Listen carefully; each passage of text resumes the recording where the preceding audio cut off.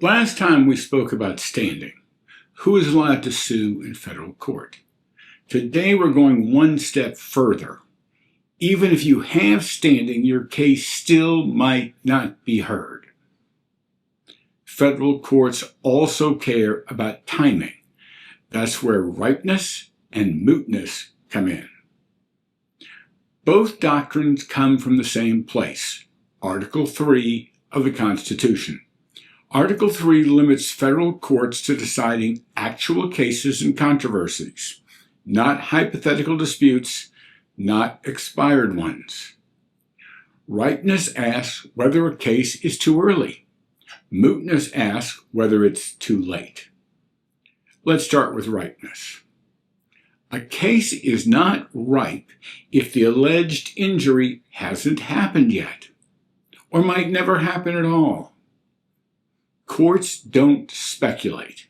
They don't guess how facts might develop, and they don't rule on policies before those policies actually cause harm.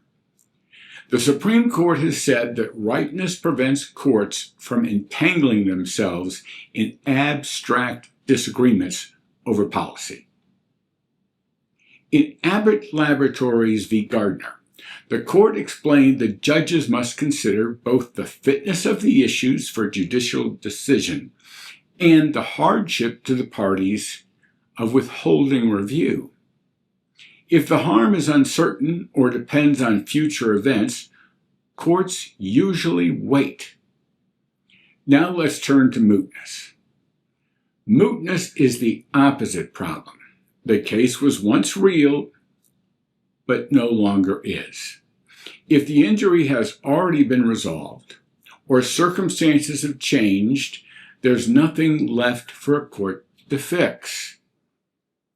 And without a remedy, there's no case or controversy. Federal courts don't issue opinions just to clarify the law. They decide live disputes, or they decide nothing at all. There are exceptions. Some cases are capable of repetition, yet evading review. Others involve voluntary secession, where a defendant stops the conduct only to avoid a ruling. But those exceptions are narrow, and courts apply them carefully. Ripeness and mootness serve the same structural purpose as standing. They keep courts in their constitutional lane. They preserve the separation of powers, and they prevent judges from becoming a general problem solver. Together, standing, ripeness, and mootness decide not just who can sue, but when the courts will listen.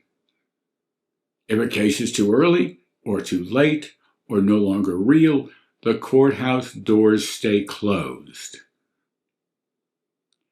That's ripeness and mootness.